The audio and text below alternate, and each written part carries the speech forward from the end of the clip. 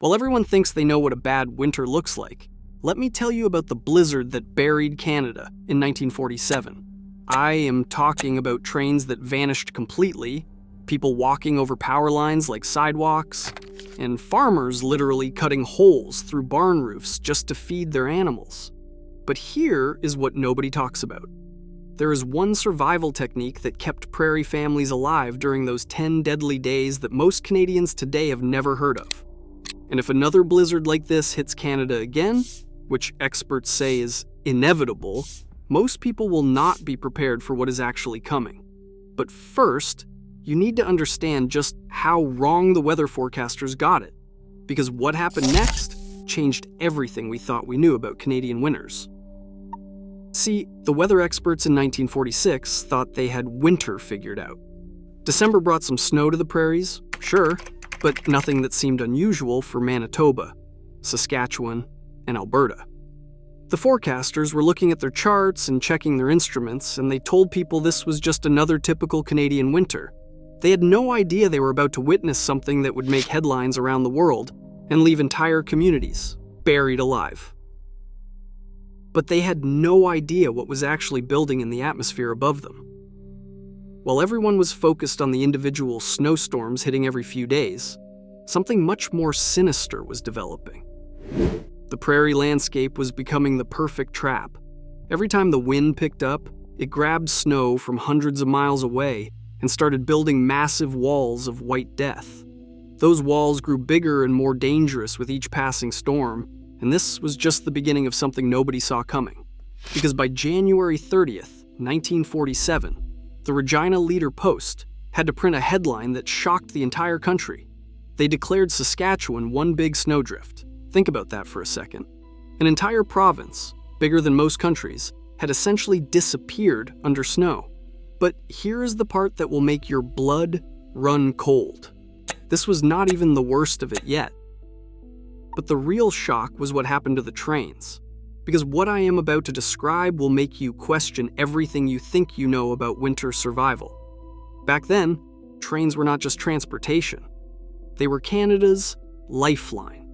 Every bit of food, medicine, heating fuel, and communication between communities depended on those railway lines.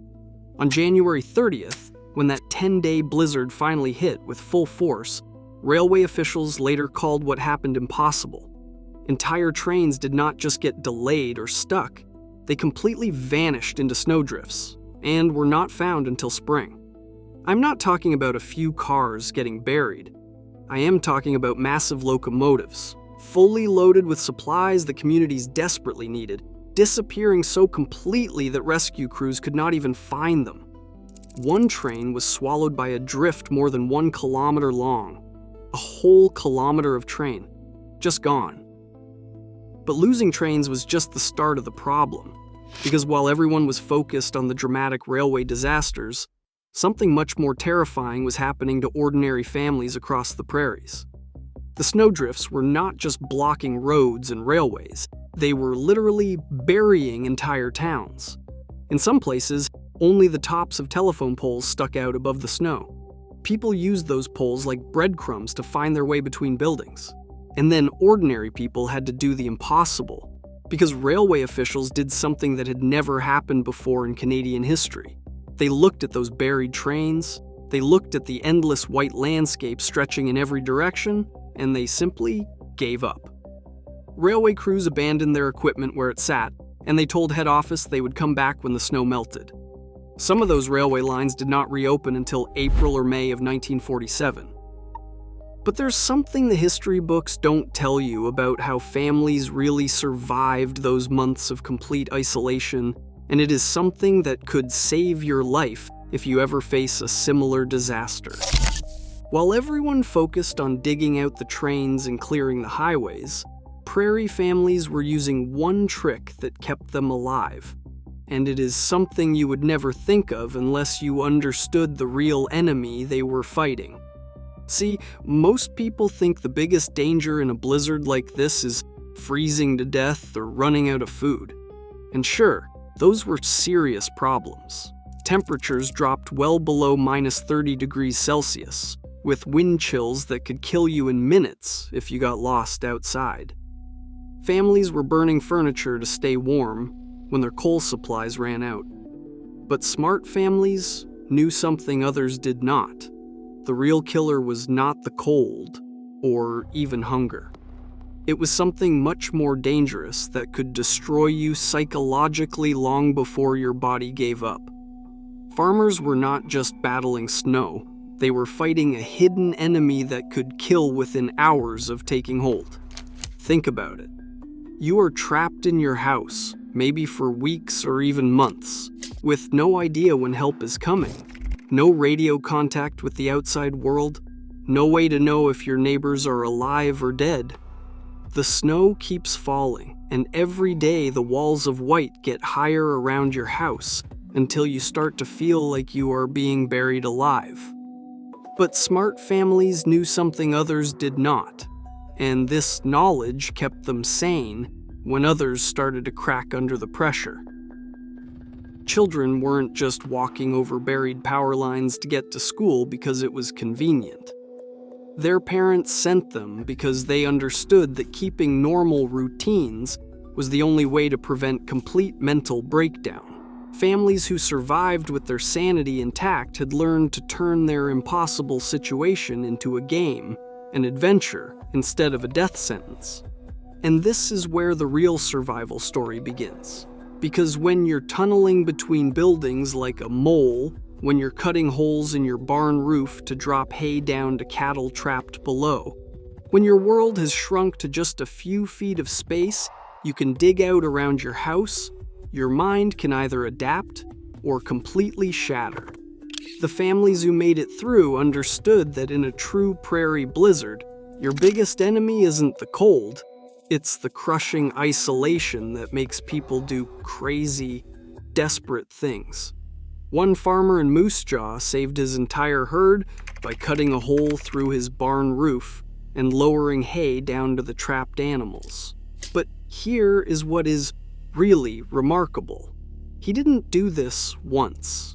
He did it every single day for 2 months, climbing up on that roof in blizzard conditions, because he knew that the moment he gave up his daily routine, the moment he accepted defeat, his mind would follow his cattle into that dark barn and never come back out. This farmer understood something that modern psychologists are just beginning to appreciate about survival situations. It is not the people with the most supplies who survive the longest. It is the people who can maintain their sense of purpose, their daily structure, their connection to normalcy even when everything normal has disappeared. But even knowing this secret could not prepare them for what happened next. Because when the Canadian Army finally arrived with their snow-clearing equipment and emergency supplies, what they found changed how Canada prepares for disasters forever. And this discovery explains why Canadian emergency management officials still study the 1947 blizzards today, more than 75 years later. The Army's rescue mission was not just about digging people out or delivering food and fuel. When those military vehicles finally broke through to isolated communities in March and April of 1947, they were expecting to find desperate, traumatized survivors barely clinging to life. What they found instead was something that shocked military commanders and terrified government officials in Ottawa. Entire towns had been functioning completely cut off from the outside world for months. Not days, not weeks, months. And these communities had not just survived, they had adapted. They had created their own systems, their own rules, their own ways of organizing society that were so effective, some places were actually running better than they had before the blizzard hit. Some communities had developed these systems so well that they almost did not want the outside world to come back. This discovery explains why the government response was so massive and unprecedented. There were airlifts of hay to save livestock, something that had never been attempted before in Canadian history. The government was so concerned about what they found in those isolated communities that Alberta actually granted a 2-week extension on income tax filings because the disruption to normal life was so severe that many citizens were unable to access necessary documents or communicate with government offices. Think about that. The government of Alberta admitted that a snowstorm had essentially cut off part of the province from the rest of Canada so completely that they had to change federal tax law. That is not just a bad storm, that is a breakdown of civilization as we know it. But the most shocking part was not the isolation or even the infrastructure damage. It was what military commanders reported back to Ottawa about the psychological state of the survivors. Many of the families they found did not want to leave. After months of complete self-reliance, after creating their own small communities connected by snow tunnels and improvised communication systems, some people had adapted so well to their buried world that they saw the Army's arrival not as rescue, but as an unwelcome intrusion.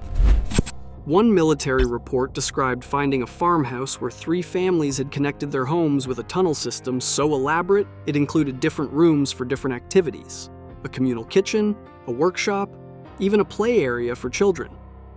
These people had created an entire underground civilization in the space of a few months, and they had done it so effectively that their quality of life was in some ways better than what they had before the blizzard. This taught Canadian emergency planners something that completely changed how we think about disaster response. The lesson was not just about stockpiling supplies or improving snow removal equipment. The real revelation was that Canadians, when completely cut off from government help, from modern infrastructure, from everything we consider normal life, do not just survive, they adapt and innovate in ways that can actually improve their communities. But here is the part that really shook officials in Ottawa. This blizzard revealed that the prairie provinces could be completely cut off from the rest of Canada for months at a time.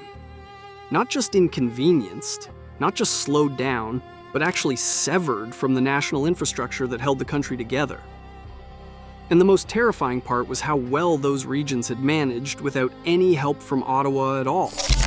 This is why the 1947 blizzards changed everything about Canadian emergency preparedness. The government had to completely rethink what it meant to govern a country where entire provinces could be cut off by natural disasters for months at a time. They had to accept that in a true emergency, remote communities would not just be waiting for rescue, they would be creating their own solutions, their own systems, their own ways of life.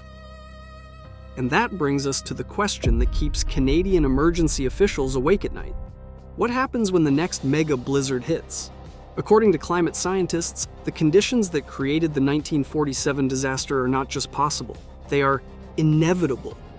The same weather patterns, the same Arctic air masses, the same flat prairie landscape that turned wind and snow into civilization-ending weapons, and it is all still there, waiting for the right combination of atmospheric conditions to create another perfect storm.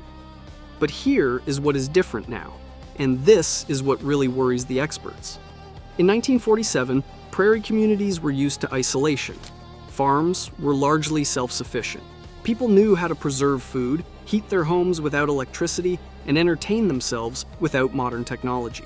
Today's Canadians, especially in urban areas, depend on complex supply chains, digital communication, and centralized services that would collapse completely in a 1947-style blizzard. This dependence makes our cities more vulnerable.